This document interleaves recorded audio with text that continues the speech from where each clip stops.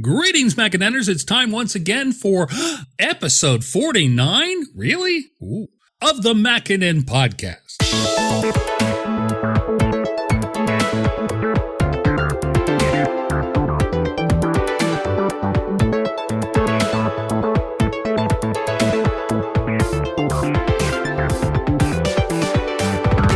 Welcome back, MacNNers. Always a pleasure to have you with us. I'm Charles Martin. I'm the editor of MacNN, and today is a special day indeed. A very special after-school episode of the MacNN podcast because we have three of us in the block at the moment. Three. Please welcome live in their respective studios worldwide, managing editor Mike. Finally dug out from Northern Virginia's snow.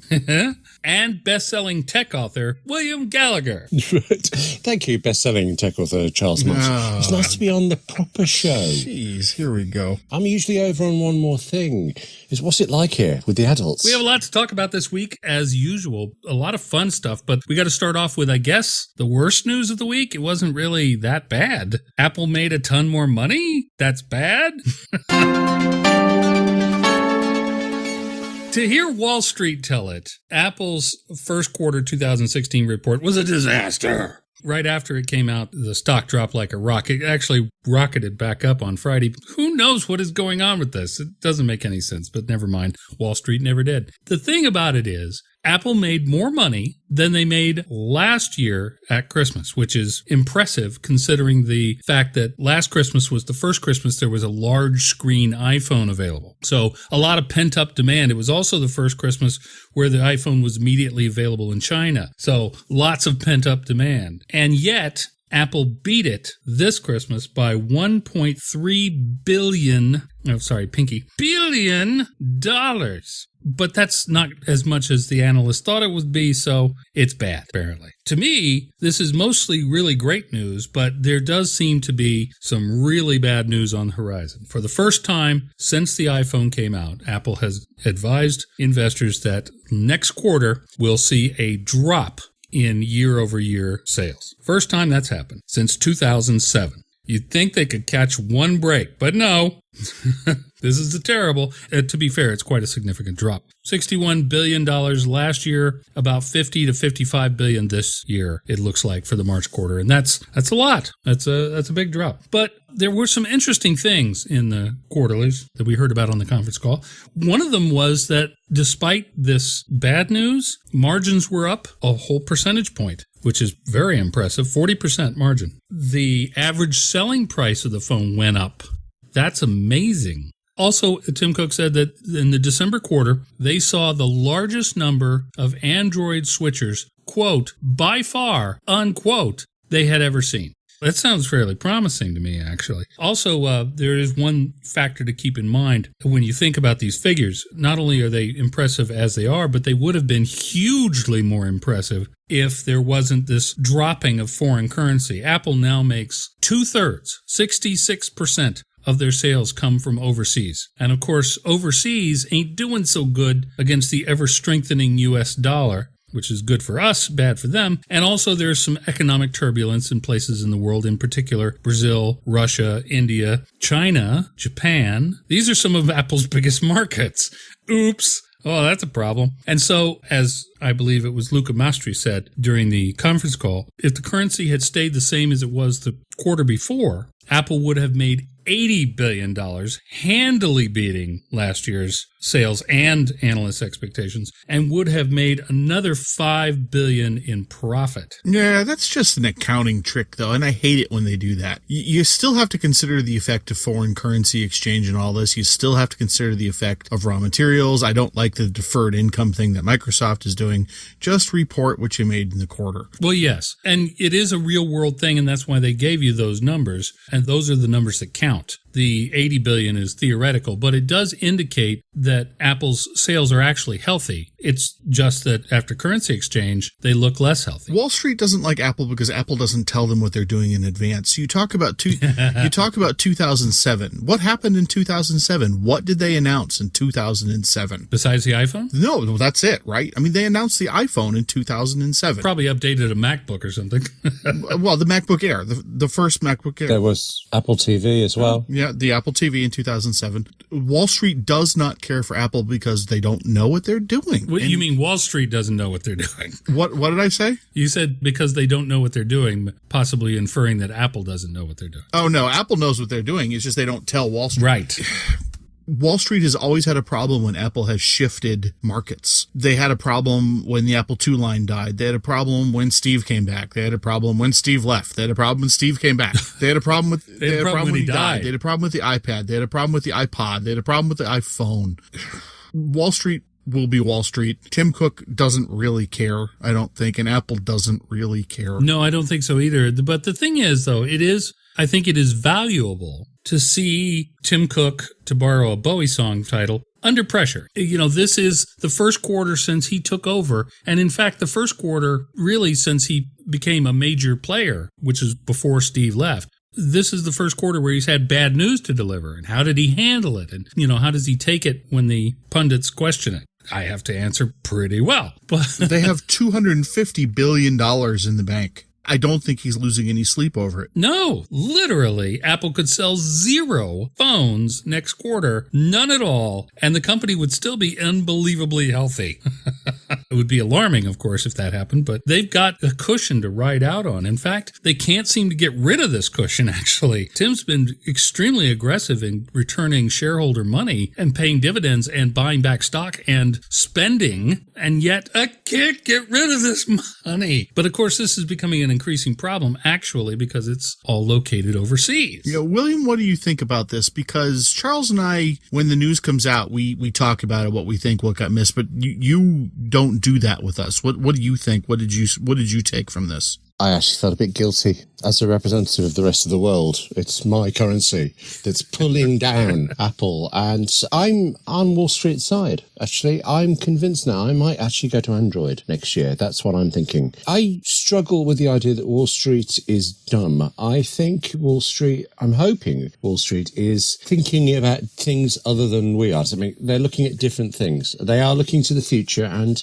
you could argue that they're right. Apparently, you know, this thing with next time there won't be as much. Well, could you say that Wall Street saw that coming? They're not trying to accurately report the state of Apple now. They're trying to see what money can we make tomorrow. And I think that's a big difference. To us, to me, it makes them look stupid. But to them, yeah, they're surviving. They're carrying on. Maybe this cockeyed way of looking at it has a validity, just not for the rest of the world. Well, to this, I would say you certainly make an excellent point. And you're right. It's an interesting way to look at it. I believe you're correct in putting your thumb on the real problem, which is that Wall Street is not convinced that there is any product either in development or out now that is going to take over from the iPhone when inevitably, however many years from now that is, inevitably when the iPhone starts to fade away because some technological breakthrough has made something else more popular, more vital. So they're concerned about this. I personally don't see, because the cell phone business is not at peak yet, either for Android or for Apple. So I can't see that the iPhone is coming to an end. But most people in Wall Street believe, most people in investors believe that once a product has hit its best quarter, it will never come back to that best quarter ever again. And interestingly enough, this last quarter was Apple's best quarter. It was their best quarter ever. So we haven't hit what's called peak iPhone. But because of a variety of factors, mostly economic trouble in China, it seems to me, next quarter is not going to sell as much as the others. And so Apple's going to be feeling and reflecting some of the same effects that Samsung's been dealing with for some time now. I noticed also that Macs,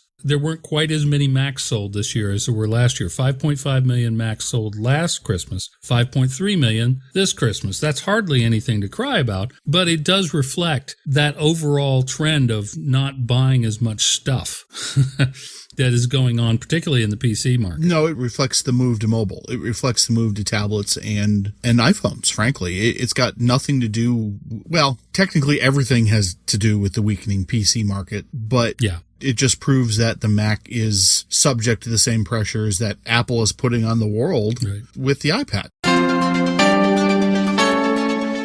Well, interestingly enough, though, the iPad dropped like a rock. I've forgotten the exact figure, but I believe it was 21.42 million iPads last Christmas, 16.1, I believe I'm correct in saying, this Christmas. That's not a small drop. Nah, the factors are clear, though. That's not the gentle decline we've seen. That's a rock fall. This is the longest time we've gone with the 9-inch iPad not being refreshed. Well, that's true, yeah. I mean, yes, I understand the iPad Pro came out, but that starts at $800.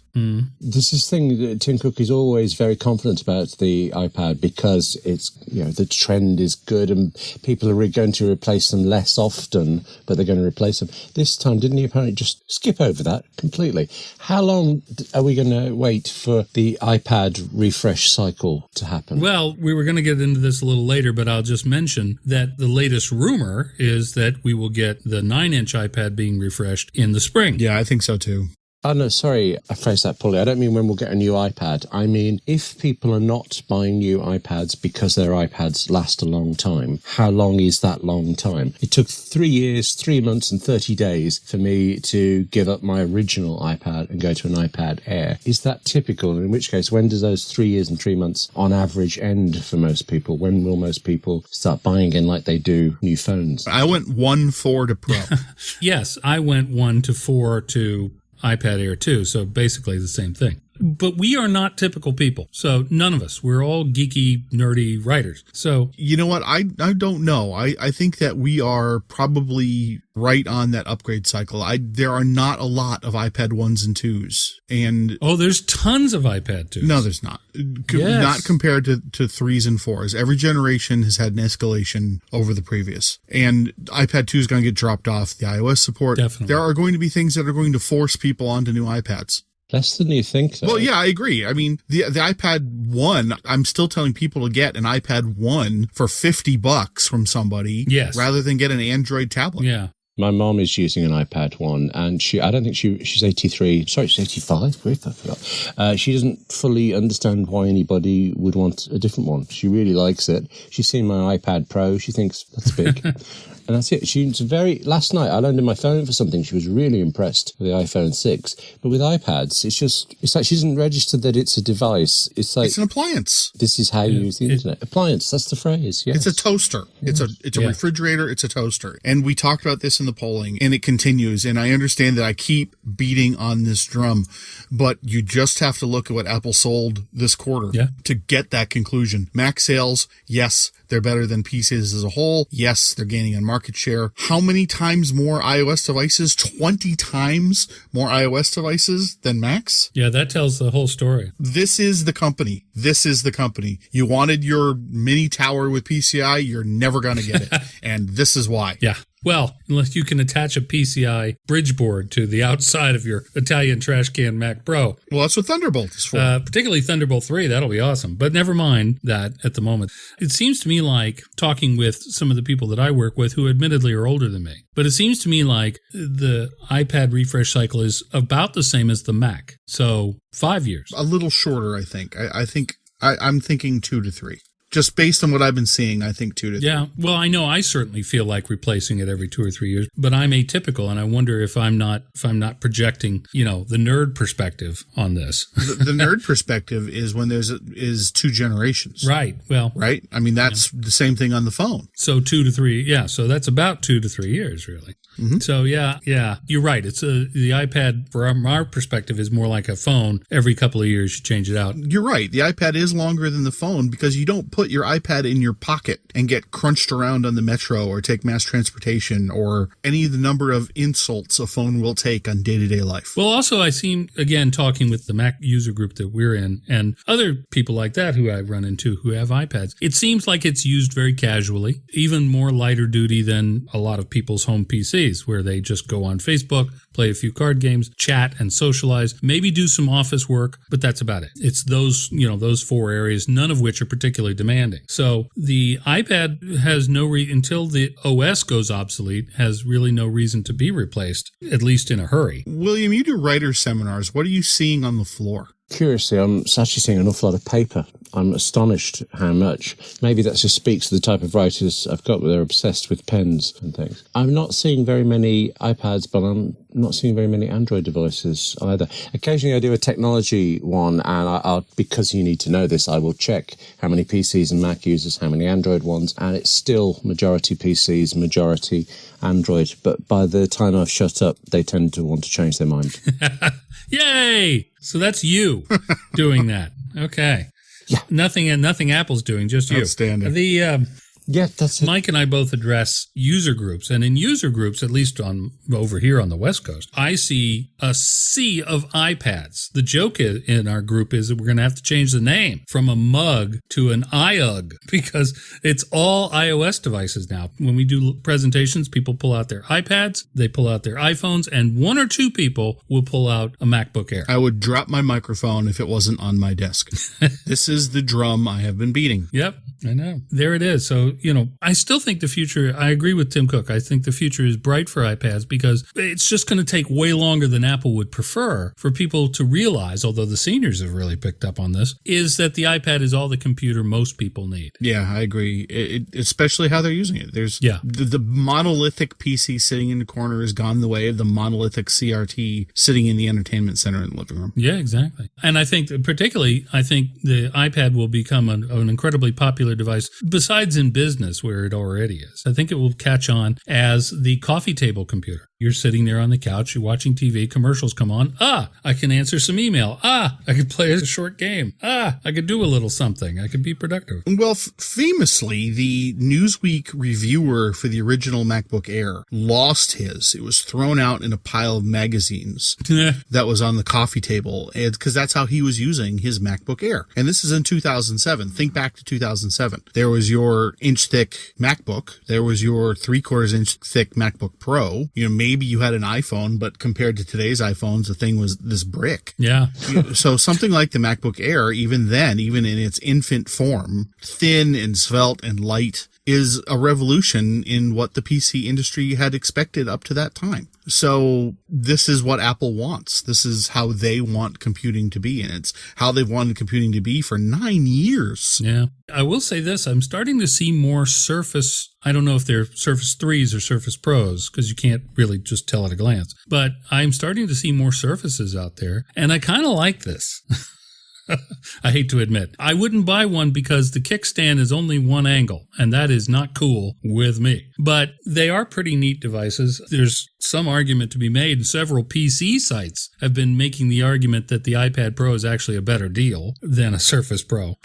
Oh, that's embarrassing. But yeah, I'm starting to see them out and around, and that's I think that's good because to date, I have yet to see, and I'm in coffee houses a lot this winter, I have yet to see somebody using an Android tablet for casual personal use. I haven't seen it. I've seen them in the wild, but I haven't seen anybody using like, hey, I'm just going to pull out my Android tablet and do some fun stuff. No, it doesn't happen.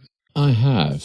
There's a relative of mine, he gets one out, but he calls it an iPad. And I'm looking at it thinking, no, okay. You mean like all those NFL iPads? Yeah. I was about to say, for the longest time, even though Microsoft gave the NFL $400 million to use the Surface on the field, the announcers were still calling them iPads, and the players were still calling them iPads. And yeah. So they've gotten better, though. They now call them Microsoft iPads. When the Patriots had their issue at the playoff game, which, by the way, I'm going to go on record for saying that's not why they lost. No. The announcers did call them, they're having some problems with their iPads on Microsoft Surface. So obviously there's a sign or some kind of jackbooted thug in the booth or something. I don't know. Yeah, this was an occasion where I was actually sorry. It wasn't funny that they were calling them iPads because even though, as you correctly pointed out, that failure was not Microsoft's fault. Yeah, it had nothing to do with the Surface at all. Nothing. It had absolutely zero to do with the Surface. We're going to roll into this really quickly because I actually wanted to talk about this a little bit. The NFL uses a custom Unix and Linux solution to serve video that has just been captured from various angles in the stadiums. And it's provided by the NFL, and each side has its own server to prevent shenanigans. Right. Let's not get into what kind of shenanigans, okay? Because every NFL team cheats. Just whether they get caught or not is a different matter. Yes. Deflating football shenanigans, for example. Or, for instance, we're not going to talk about the ideal gas law today either, okay? No. What happened was the Patriots' Wi-Fi failed. The connection to the server from the surfaces failed. Yeah. And I got in an exchange with the gentleman on Twitter saying, well, the Wi-Fi drivers are terrible in the Surface, but yes, 15 of them failed simultaneously? No. When 15 of something fails, you look for the common point of failure, and it's not the Wi-Fi drivers. No. So Microsoft said, and the partner said that, look, this is an external to the Surface itself. Right. This is a There's server. a network connectivity problem. We will fix it as quickly as we can. And they did. It only took a couple minutes of game time, which was like 16 hours in a Lord of the Rings showing later or something like that. But the thing was, all the announcers, of course, who have to keep talking no matter what happens, were saying, well, they're having trouble with their iPads. I guess that's bad for the Microsoft iPad there. Yeah. Sorry, can I just, as a non-sports person, what in the world does a football team need 15 surfaces for? Do they just need a football and a goal? Oh, man. Hello, Mr. Amish. Wow. No. Football is warfare, and warfare requires a war room, and war rooms require computers the size of the room. It's a tactical ground war. So Yes, back when they had leather, So back when they had compelling. leather helmets, they just needed a football. Things are a little bit different now. yeah, Grandpa. Right, so the winning team is the one with a faster processor. Well, kinda. Yeah, maybe. That would be something really interesting to graph out and find out. Can I ask a question, though? Because this is my opportunity to find Yeah. out. This thing about calling everything iPads. Here in the UK, we call all vacuum cleaners Hoovers. Right. Is that what you call them in the States? No, we call them vacuum cleaners. Yeah, not the more popular suckers, which you would think. There are regional differences like this. For example, around Atlanta, every carbonated drink is a Coke. They all are Cokes. Let me have that Pepsi Coke over there. Yep. And in certain areas of the United States, any sort of paper reproducing machine is a Xerox. It doesn't matter who actually made it. It's a Xerox. Some of the more universal ones are Kleenex, Band-Aid. Oh, yes. Every tissue is a Kleenex. Yep. And everything you stick on a wound is a Band-Aid. Right. So it might be annoying for Apple, but they've entered this pantheon of very, very specific terms. They've created a term for the world. This has got to be eating Microsoft's soul alive, because they essentially did all the groundwork on tablets, and then Apple swoops in with the name iPad that everybody made fun of at first. Yep. But now it's a universal term meaning a tablet. It's not the first time they've done it. No. There was the iPod. Everything was an iPod for a while. Yes. Give me that Samsung iPod over there. Or that Zune iPod. Oh. Yeah, that's the worst. That just sent a shiver up my spine. One last thing, and then let this go. I just want to mention this. Because as much as Tim Cook talks about China that there was something he didn't mention, and I believe, probably incorrectly, but I do believe it anyway, that the Lunar New Year celebrations, which happen worldwide, it's a big deal over here in Victoria, let me tell you, and any place where a lot of Chinese people are gathered, it's a very wide Asian holiday generally, and I think it's going to be huge for Apple. And while I don't think it will erase that deficit of iPhones that they are expecting, I will bet that they'll beat their guidance. Exactly as they didn't do this quarter. They guided ahead of time that they were going to sell about as many as they did. And so I think the March quarter is going to have a little surprise. Not a huge one, but a little bit. That's what I think. Well, let's play the music and talk about what that little surprise might be. Yes, let's talk about what's on the burner, what's going to happen, what's going to shake it up in the next quarter or so, maybe towards the end of the quarter probably. The rumor mill. It's getting to be an almost daily job to keep up with this crap. And crap is what it is. 3 weeks ago, we were going to get a new Apple Watch, and that's gone down to new bands. 3 weeks ago, we were going to get the iPhone 6C, and now it's an iPhone 5 with Gusto. What? Oh, who knows what they're going to call it. I mean, think 5SE is probably going to be what it's going to be called. That seems like such a weird thing, but I can't think of anything better to call it, so why not? I think it very much depends on whether or not it looks like a 6 and just has old tech in it, or if it looks like a 5 with new tech in it. That's essentially the problem. You see, here's the thing. I'm only just over the line on thinking that this thing actually exists. I'm not that far from skeptical on this. No, that's exactly the position I'm in. I have a feeling that because there's just been so much talk about it, and from people who have been pretty reliable in the past, although with rumors, pretty reliable means half the time. Yeah, this just in. Apple just bought a company. It's going to see a product in a phone soon. Oh, yes. Let's do that every time. Apple really likes their average selling price high. Yeah. They really do. And as I pointed out in an article today, the pundits want a super cheap iPhone. And they are never, ever going to get this. Not really. No. The cheapest iPhone Apple sells right now is the iPhone 5S, which they still sell. It costs $450 off contract. That's the cheapest phone you can get from Apple. When the 5C shipped originally, I'm pretty sure it was a $549 phone. Yep. So just $100 more. And that's exactly where the iPhone 6 sells now. The base iPhone 6. And then the base iPhone 6S sells for $100 more than that. That's the tier. They haven't changed anything. And I don't think this new device, and I'm just going to assume that it is going to come out. We did an article on Friday that went over some of the reasons why they might do this and some of the reasons why I'm not sure this is going to work. One of the things that we pointed out was that, and admittedly, this is very America-centric. It's very specific to where we asked. But we polled 1,000 Apple Store customers, and 1 out of 10 was interested in a smaller than 6S size phone. Yes, that's still millions and millions of people, but it's a fairly small market on Apple's plate. Yeah, but here's the thing. The industry is trending toward larger screen phones. Yeah. It's not just Apple. It's the entire phone industry is trending toward these larger devices. Right. So you can say that, well, it's indicative of the geographical area. But see, the thing is, worldwide, this is trending toward the larger phones. In fact, the only reason that Apple started making large phones, because remember, they were famously against them until they made them right up to that day. But the reason they had to make it in the first place because they were losing too many sales to Android overseas, not here in the United States. Overseas, they were losing too many sales because people, in particularly the Asian region, but really all over the world, were buying one device, one mobile device that they wanted to have both as a tablet or kind of a tablet and kind of a phone. And thus the term phablet was invented. It didn't happen with the 6.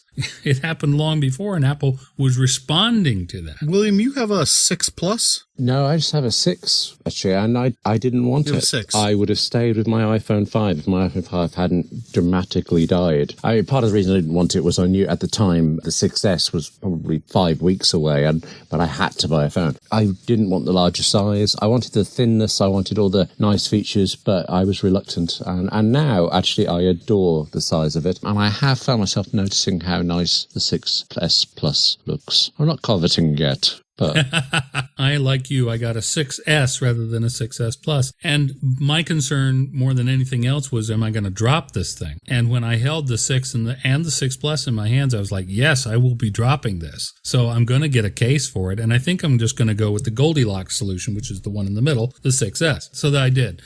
Because some apps have been optimized for that larger screen, and I really notice it when that happens, I really enjoy it. But the 5S was a great phone for me. I will never say a bad word about it. We have an interesting situation here. My wife, as everyone knows, had a stroke over the summer, and the iPad mini was a little too large to sling around, but the 6S Plus we've recently acquired for her is the absolutely, utterly perfect size.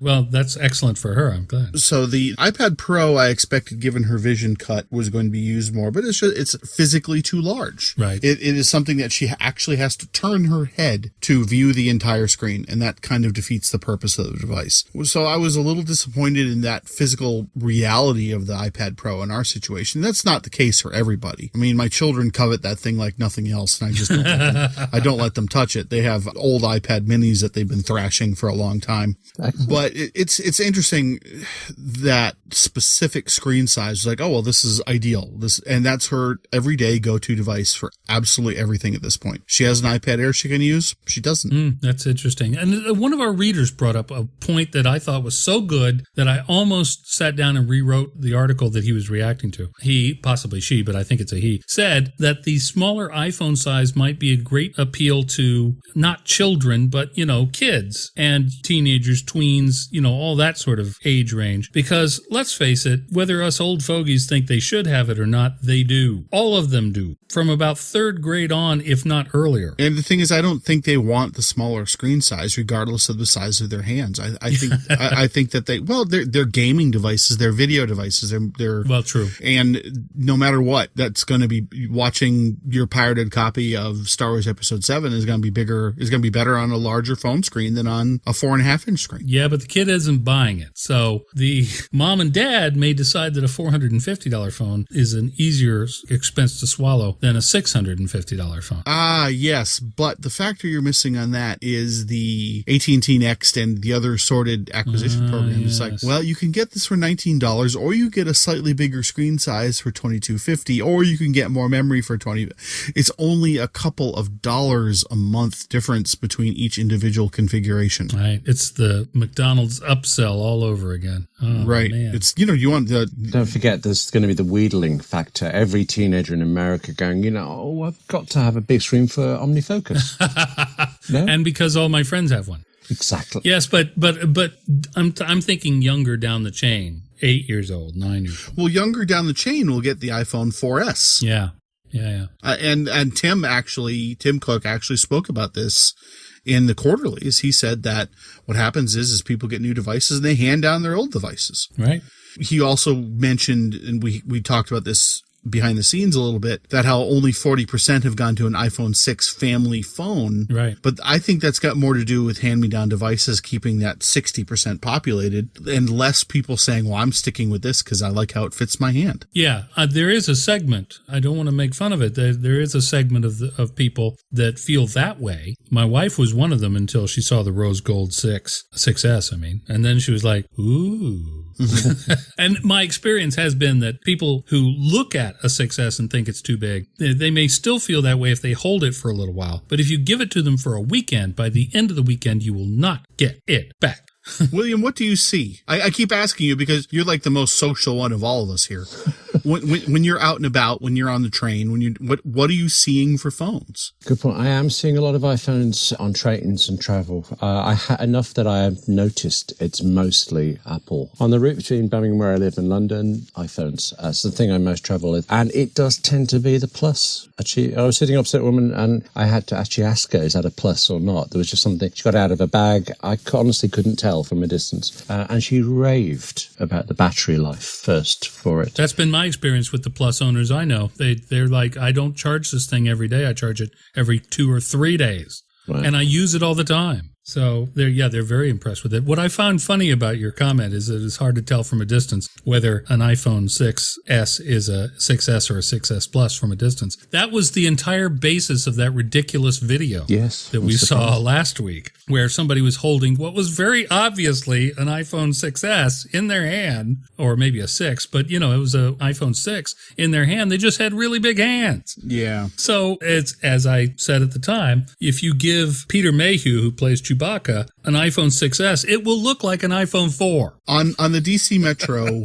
the only phones that still stand out, it is the vast majority are iPhones. The only iPhones that stand out is the 5C, and there's still a fair amount of those. Mm-hmm. But you're right, the vast majority of phones that I'm seeing at least are 6s, and there are a great deal of 4s, but it can be hard to identify between a 5 and a 4 sometimes. Just, I'm not going to, excuse me, can I see your phone that you just shoved in your pants pocket right next to your reproductive organs, please? What I've noticed is I see a lot of 4s, but there are possibly 4Ss, but they are always in otter boxes. Okay. So they're bulky and harder to detect. Yeah, and that's my problem too, is just about everything but an iPhone 5C is cased up. Right. But I can always tell whether it's an iPhone 4 or a 5, because an iPhone 5 is usually in the hands of somebody who's wearing a suit, whereas an iPhone 4 or 4S is usually in somebody who's wearing a hobo suit. Yeah, speaking of OtterBoxes, the MacNN deal site is going to have a good sale on them for the 6 family phones later in the week, so keep your eyes peeled.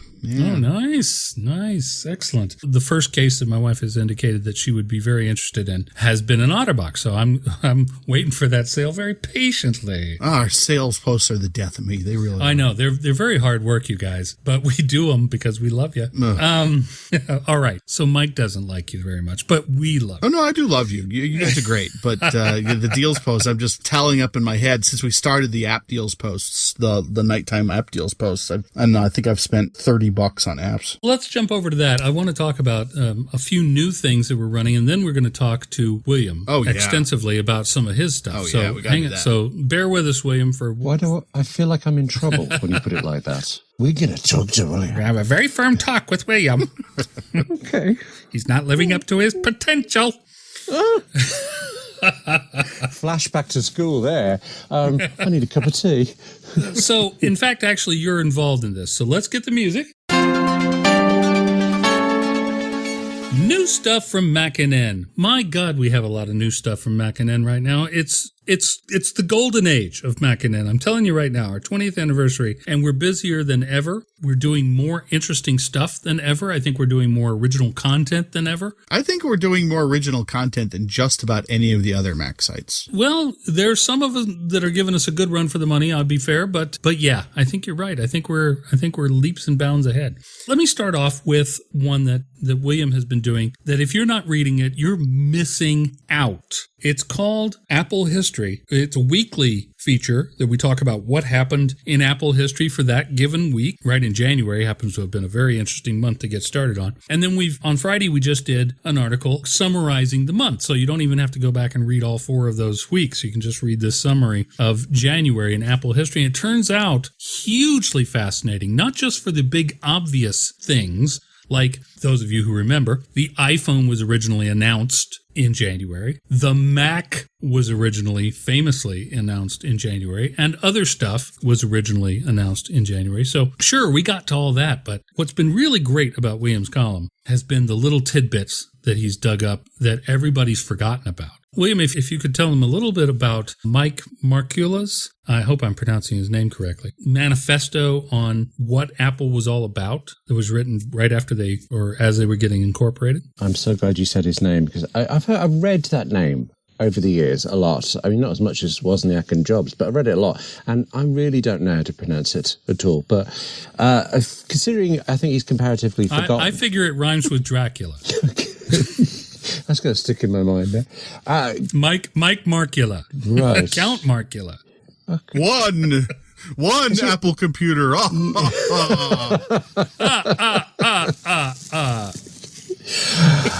Considering that he is this, I think, slightly not forgotten but less remembered kind of guy, I think what he wrote that day, that memo, the Apple marketing philosophy, I thought it was golden when I found that. Because what I actually found was the memo, an image of the memo on the old Apple-headed notepaper in which he sets out what the company is going to do, what it's about. And I think you can argue that Apple's wobbled a bit since then, but the same things are still true today. It's all focused on the customer, really. I mean, let me read it to you. Excuse me. It's very plain, which is part, I think, of Apple's thing. It is one page, quite large font, very familiar Apple font, but very straightforward. There's 3 parts to it.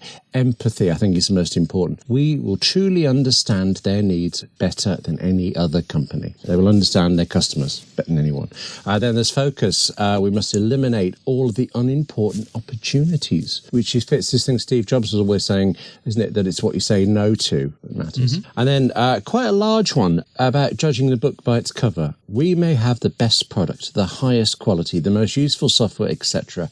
If we present them in a slipshod manner, they will be perceived as slipshod. It talks about presenting them creatively. We will impute the desired qualities. Don't they, to this day, have by far the best packaging even for stuff? Yeah. They care this details. That was January the 3rd, 1977. Man. And they're still doing it. Of course, now that you've said that, we're going to get a couple of letters from people who love Snow Leopard and wish it had never gone away. And we're also going to get a couple of letters from people who still want that Mac Mini Tower or creative professionals and generally who will say, no, Apple's not serving their customers as represented by me anymore. To them, I refer you to Mike over there who says, as he always does, 20-1, fellas. Mobile devices, 20-1. And this may be the only time I've actually said this. I don't like it. Yeah. Okay. I do not like the direction it's taking. It is not my Apple computer. It is Apple's Apple computer. And that's the whole point. I have read how many histories of Apple computer. I have lived through much of Apple computer's history. And yet this column, what I love about it so much is it's either reminding me of things I'd long since forgotten about or telling me stuff that I had no idea, like that manifesto. I had no idea that existed. That's amazing. I'll tell you the thing I love. We're doing it week by week. So January the 1st to the 9th, whatever, in 1976. We leap all over the place. And it was a nice way to slice it up, I thought. Little bite-sized things, and we'd find the famous moments and those little golden nuggets. But what rivets me researching it is how eerily similar Apple is over all these years. You see how different the company is, but at its heart, the comparisons between the first launch of the Mac and the first launch of the iPhone, they are ridiculously similar. The demos nearly fell out. I mean, all demos struggle, but this one is so close to failure of it. Staggers to me that Apple doesn't learn from some mistakes, including its failures, and its successes tend to happen in the same ways. You said that you can just go straight to the summary, and hopefully you can, but actually I think the week-by-week thing, because it's week by week and has more in it, those parallels are coming out, and you wait till you see what happens in February. Yeah, I'm very excited about this. Yeah, I think as the series goes on, we're going to see some of the same battles fought for the hearts and minds of the consumer over the company's 40 years. Mm-hmm. And we're just going to see them fought over and over again. We're going to see Apple, from the shift from Apple II, going, well, geez, we have a command over the market. IBM PC compatible? Yeah, whatever. Oh, God. We're going to see that. We're going to see that kind of fight over and over and over. And we're not currently in a fight right now. Apple won. In case you didn't get the memo, Apple won. Yeah. They won by losing, which was, It doesn't mean they're going to stay there. No, they certainly won't. Because Apple's won a few times before. Yeah. I have been known to compare the iOS-Android war to the Microsoft-Apple war of many years ago, of which I am a decorated veteran. And it's kind of uncanny how we're going through those same things. Back then, one side was obsessed with specs. Specs was the most important thing other than price. Price and specs was the most important thing. And by that standard, Apple's products sometimes look like they're deficient. But for the people who cared about Apple products back in the day, it was the style and the experience. And sure enough, here we are again. Same thing, different day. Moore's Law next battlefield is mobile. Yeah, very much so. You think the next war will be fought with 15 Microsoft Surface iPads? And that's where. Not anymore. If the Patriots had won, maybe. There was a couple of things that are coming out that I just wanted to spotlight. Very briefly, I will plug something I did, which is it's a free PDF now, but it started life as a couple of pointers columns that I wrote about iTunes. We said something in one of our columns, and we got a lot of reader flack about it because a number of our readers are outside the United States, or they didn't understand the difference between iTunes Radio and Internet Radio, and they thought Apple didn't do a great job, though, with that. No, they certainly didn't, and neither did we in differentiating those things. So we went back, wrote some pointers columns about this is Internet Radio. It's not affected by these changes, and this is what it can do. Most of you aren't even using it, and it's great. And this was iTunes Radio. It was available in the United States and Australia only, and it was in its own way great, but now it's being folded into Apple Music, which is not a bad thing for it. It gets to go worldwide and drop the ads, but for people who were using it for free, it's being taken away. Hello, feature thief. So we got a lot of that. So we've decided to distribute this as a free PDF. It's completely free of charge. You don't even have to sign up for anything. You can just go to Scribd and get it, or just our website and get it, and it's yours. And it's a detailed guide to what is what and how you can get paid services from iTunes, free services from iTunes, and the bottom line is tons and tons of music beyond that which you have added to iTunes yourself. That's it. The other thing that I really want to, it's completely different, but the other thing I want to highlight is two new columns that we're doing. we have been doing a daily deals column for a while, and I really like our daily deals column because it is a carefully curated list of superb bargains. Not everything in there is going to be to any one person's interest, but something in there is going to be to every person's interest. So we really like that one, but then we thought, you know what we're undercovering here? At the bottom of that daily deals column, we have a little note of things that are on sale in the iOS App Store and the Mac App Store. And we just thought, we could do more about that. And so we have. We now have a new column, 2 new columns, OS X deals and iOS deals. App deals for Mac, app deals for iOS devices. And it's gotten off to a great start. And as Mike said, it's making it very hard for us to stay liquid in our assets. Between the daily deals column and these app deals, my iTunes card is taking a beating. Yeah, the app deals, there were just too many deals that just keep on cycling through and very, very quickly. By the time sometimes we saw some of the app deals, since we didn't pay a lot of attention when they started, when they finished, we would say, oh God, you can get this, but you've got like 3 hours. You better get it now. With a nightly updated post, you've got a little bit more time to figure out what's on sale and for when, because the clickover is like what, 3 o'clock in the morning? Yeah, something like that. Or something. The Apple clickover is like 3 o'clock in the morning for the pricing and things like that. So we put these up about 9 o'clock Eastern. The store clicks over about 3 o'clock. So by the time you got 6 hours to get on some of these deals, and every night we look at them, we see what's gone. If the deal is gone, we rip it out. Like for instance, we lost some of the Games Workshop games in iOS. We lost Chainsaw Warrior and a Warhammer 40,000 game, and the productivity sale, which was really great. The productivity sale is now over. We took that out too. Thing is, these posts are going to get kind of bulky because there are always things going on sale, going off sale. It's just the nature of the app stores. Now the iOS one is going to stay. The iOS App Store, right. The Mac one, we're going to have codes from vendors. We're going to put stuff in there, other than just App Store stuff. We just haven't done it yet. So if that's the kind, if you don't do the App Store, and some developers don't like selling on the App Store, right? Okay, we don't want to skip these deals because they're awesome deals. They will be in there. We're getting ramped up now to do this. So. Just be patient. Yeah, of course, the iOS store is the place to get iOS apps, so that'll always be from the store. But there will be no notations of Cydia sales on there. No. Special malware deal, half off. No, not going to happen. On any given day, as near as I can tell, a couple thousand apps change price. And that's probably a lowball figure. If you count things that go off sale and come back up in price versus things that just go down, it's probably 10 times that. But that's a lot of apps to try and document, this has gone down from $5 to $1, you should grab it, except for that last part. Not every app should be grabbed at $5, at $1 for free. Yeah, this is a communal effort. We all contribute to this. We all have our own different things. I really, really like board game implementations on the iPad. Right. I really, really like them. So I really, really like photo apps. So we have our own little things we like to do on there, and that's how it's going to stay. The knockoff apps, the 10,000 Angry Birds clones, you're not going to see them. Even cheap.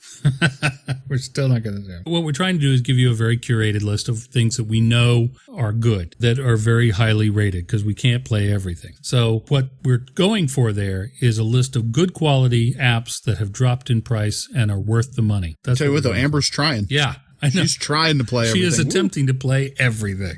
I read somewhere that the human brain can actually hold 10 times the amount of information researchers used to think it could, and that its capacity is on par with the whole of the internet. And that means that somebody is going to try and memorize everything. Good. Good luck. That's what I say. Okay. If that's how they want to roll, that's fine with me. But in any event, about 9:30 every weeknight, we update these posts. I'm not opposed to doing one on the weekend if something goes on super mega hunkin' sale on a Sunday or something. Right. So just keep your eyes peeled, flip on through. There's bound to be something to catch your eye. All right, so check it out. Next up, we want to talk a little bit about another William project. That guy, he's everywhere. I know, right? I thought you said I was the most social, but here I am, just writing away on my own with my cup of tea. William Gallagher's FileMaker project. That's the new thing. That's another new thing we're doing, and it's genius.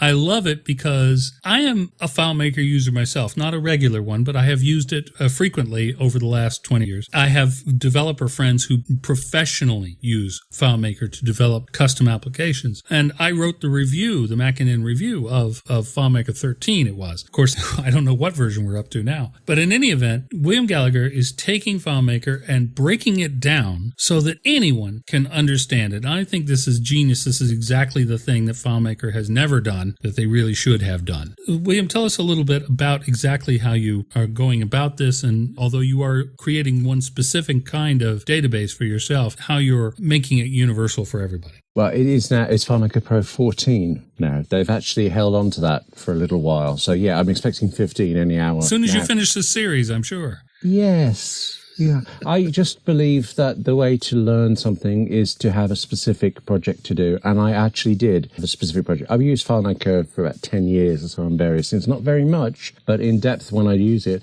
And I wanted a new database. I had a problem, and I thought a database would be the solution to it. Here was a way to go through what you need to do to make any database. So it's specific, but I think that makes it actually quite universal. I don't expect anybody will follow through day by day and produce exactly my database, but they will see the steps you go through. Most importantly, the one that was really vital to me was I actually spent an amazing amount of time planning the database, whereas before I just, open FileMaker, file, new solution, and I'd start tinkering around, and that would be disastrous. And it was disastrous. I had these strange concoctions of databases that didn't quite work. And this time it works. I'm slightly torn over this because it's a real project. I actually have the database in front of me now, and it's doing the job it said of recording jobs that I get. I use it all the time. I record everything. It's live. It's real. It all works. But I wanted to go further, and I thought we would reach more. We need to extend this column for another few months and keep adding bits to it, because FileMaker does so much. I feel any one thing you say, you're ignoring 30 other things that it can do. So I'm glad that you see it that way. I like the idea of just giving people a sense of the power of this, because I adore FileMaker, and there is something amazingly satisfying when you go through and you think, I really wish it would do, and you find out it does. We forget that it's made by Apple. It is a gorgeous piece of Apple software. Very complicated, very powerful, but there are people who spend their entire careers only working in FileMaker. I mean, I used to work in the BBC. There were chunks of the BBC that were run on FileMaker Pro databases. Yeah. You expect some international corporation. It was BBC Worldwide, their commercial, and the people that make Dancing with the Stars in America, they are running their business on FileMaker Pro. And I think that's just a testament to something that is long-lasting and very powerful, but in a weird way, forgotten about. Yeah. I do like the fact that you have gone over the one key tip that I wish older me could go back in time and tell younger me when I started off working in FileMaker, which is, this is one of the few apps where you can't just open it up and start fooling around. Well, you can, but you shouldn't. You really have to sit down and sort of sketch out what you want to do. Yes. Now, in your case, you're using yet another program to do the sketching out. Back in my day, we used pencil and paper, and we liked it. But yeah, you really do sort of have to plan out what you're going to do. And that makes the whole FileMaker process so much easier. Yeah. It's just wonderful. Then, yeah, you're talking about things like how to put fields in, how to do layout, all that kind of stuff that everyone who makes a database will have to do, regardless of whether it's much more complex than yours or completely different or really quite similar. Whether it's a collection of your vinyl records or if it's a freelance job database that has to do certain amounts of automated stuff on its own. FileMaker is an amazing program, but it's not, you just don't just jump into the deep end on that. I've actually been contacted quite a lot while the column's been going on by people who make other databases. And they're all good, they're all fine, but they're all very, very basic. And if you want to do something exactly the way they want, that's good. good. With FileMaker, I'm working along. The database was a job book. I used to write it down. I used to use Evernote. Now I have a database. Every time I'm commissioned for something, I write down so I don't miss it, the deadline. It does all sorts of automated stuff to do with that. But if I want to change something a tiny bit, I've very often been entering a job and thought, oh, actually, no, I need to record this as well. Press a button and I add that field and it's right where I want it. And so even as we've been doing the column about what I've already done, I've been changing it and developing it. And you can do that in FileMaker. Plus, you said automation. I used to have, for Radio Times, a British equivalent of TV Guide, I had a column called On This Day in Television History. And it was the best database I've ever done. All of this research. And when I was happy with something, I could press a button and it would collate the bits of text that were ready to publish, add it to the format that they wanted, work out the dates. It was on this day, so it was a history piece. How many years ago was this? It would automatically work that out from when it's going to be published to when it happened, all done, and then emailed in Word format. One button, submitted the whole thing. I adored working in FileMaker. Yeah, now see, this is an amazing thing. I've worked in FileMaker for years. I've known a lot of people who work in it, that you could love it. That you could love working in a database is, for a lot of people, a foreign concept. But yes, you read this series and you might be able to see why people love working in FileMaker. It's been great, and I encourage you to keep it up, yeah. Thank you. Strangely, not a lot of fans of Microsoft Access. People use Access because they have to. Yeah. Well, it keeps orthodontists in business because of all that teeth grinding. Let's move straight on to more William! It's time for App of the Week. Now, we've been rattling on about App of the Week stuff, and maybe I've caught William flat-footed here because he's actually having to do it live. Normally, he just sends it to me. But I'm putting you on the spot, man. What is your App of the Week? Well, it's a rotten time to ask me to do it live because I'm not 100% sure I like my App of the Week. It really is the App of the Week. It's the Microsoft News Pro app. It's a web service at newspro.microsoft.com, but it's also an iOS app. And I'm using it a lot and I'm enjoying using it a lot, but it's not very good. It's very much like I'm sorry. I love the way you put that. Yeah, I'm conflicted on this. I actually think I used to have a feeling with Microsoft stuff where it's featureless stuff. Can it do something? Officially, yes. Can it actually do something? Yeah, not so much. And recently, Microsoft's Garage project, they've been producing things like the Microsoft Translate thing, which are suddenly powerful and actually beautifully done. This, from the same people, it feels like it's a step back. It's quite ugly. It does some strange, clunky things, but it's actually good at the bit. It has the features it says it has. It is a news app, so it's very much like Apple News and Flipboard, and I'm obsessed with RSS readers. It's similar to those, but its take on it, its slant is that it's geared towards professional news. So when you sign up, it asks you first for your LinkedIn account. There's also a Facebook option, but if you pursue the LinkedIn one, it goes through your profile and works out what industry you work in and starts trying to offer you news for that. So it picked out that I write lots of writing stuff. For some reason that actually troubled me, it decided I needed to know about hospitals rather urgently, which was peculiar.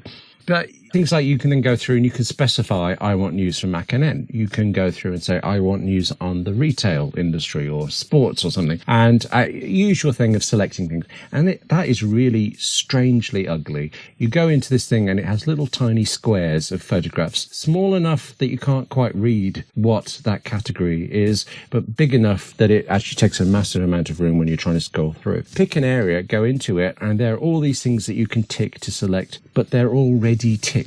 It's just, if you tap on them again, they become very ticked.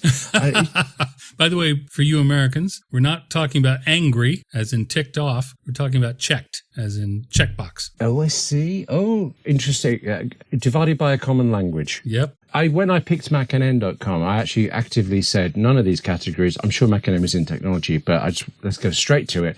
It went straight to MacNN, it added to my feeds, but for some reason, it presented a list of all the stories and it popped me in the middle of them. So not the newest, not the oldest, randomly in the middle. And it's one of these things with Microsoft. Again, you think, did you actually use this after you did it? I think there's a sign on the wall somewhere at Microsoft HQ that just says, yeah, but that's what they'd expect us to do. Yes. Starting at the top of the page. That old trick. We're not going to fall for that. I'm actually really dissing my app of the week. I mean, let me tell you the reason why it is app of the week. Apart from the fact that I was riveted trying to work out how to use it, it comes up with articles I would not have found anywhere else. Maybe not massively useful things, but genuinely interesting.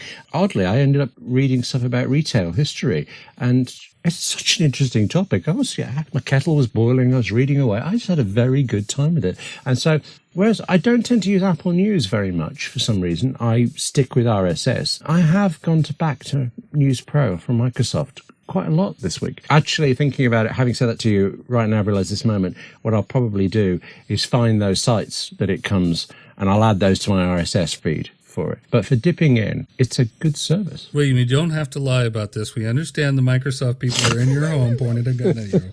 It's okay. Just carry on like normal. This is why I like doing App of the Week live, is because when you pre-record it, there's no laugh track. So you're saying that the core of the idea is great. Yes. The sources that they pull from are great. It's just the actual execution is clunky. Yeah, peculiarly so. But so I do recommend it, especially as it's free. Have a look at it. Microsoft News Pro, free in the App Store, and the same service is available online. When you've signed up once with your LinkedIn account, you can go to the website and use it again there. Oh, one more thing about it. Like so many of these things, when you go through the article, you get the web view of it. That takes a really long time to load for some reason, much slower than my other apps for it. But it does have a kind of, they call it a speedy view. It's amazingly slow to get to the speedy view. You're killing me here. When you should be doing stand-up with this. When you get there, of course, speedy view means they strip out. They really just, it's like Apple's thing of just showing you the text. Reader view, thank you. Reader view, I think, is actually rather tastefully done, and it's a pleasant reading experience. On Microsoft News Pro, speedy view is just too ugly to use. Wow. But it is faster once you've got there. So, app of the week, yeah. Really, definitely, unreservedly, app of the week. Tap on your microphone twice if you can't talk. William Gallagher is also the host of another MacNN podcast called One More Thing. And if you're not listening to it already, you should. It's lovely. And it also features the great Malcolm Owen. And both of them have this delightful feature that I never miss called Thingy of the Week. I love Thingies of the Week. Yes. Particularly Malcolm's, because he's the one who knows what he's talking about. So he's always found something really interesting and new. And I'm off talking about the great OmniFocus projects all the time. Well, that about wraps it up for episode 49 of the MacNN podcast. Next week, episode 50, an artificial milestone. Oh, my favorite kind. Okay. So everybody, make sure you wear your party costumes. It's a 70s theme, and I'll be passing out the hats. You don't have to bring the pimp hats. I got them. Anyway. Printable party hats. 3D printed. We'll talk with our graphics guy. Anyway, so please do join us next week. Episode 50 should be a special one because the Mac news, it just keeps happening. At least 3 more rumor roundup posts between now and next week. Good God. And all those great deals and iOS news and just so much more. So please join us next week. We always appreciate your listenership. Tell your friends about it. We think it's kind of a fun podcast. If you agree, let other people know so they can join in on this party. Yeah, hey, do me a favor. Yeah, you listening right there. Go into iTunes. If you don't like us, say so. If you like us, then say something about it. Yeah, a rating or two wouldn't give us a bad goal. It'll take 20 seconds out of your day. Yeah, it would be nice. And thank you in advance for that. On behalf of the entire staff of MacNN, including all the ones that are kind of microphone shy, Amber. I'm Charles Martin. I'm the editor of MacNN. Over there is Mike, managing editor Mike. Hello. No, it's good. Oh, it's goodbye. Every That's right. time. Every time. Over there is managing editor Mike. Goodbye. And over there, way over there, and up awfully early in the morning, how much we appreciate that, best-selling tech author William Gallagher. Well, thank you very much, best-selling author Charles Martin, and good to talk to you. Goodbye. Goodbye, everybody.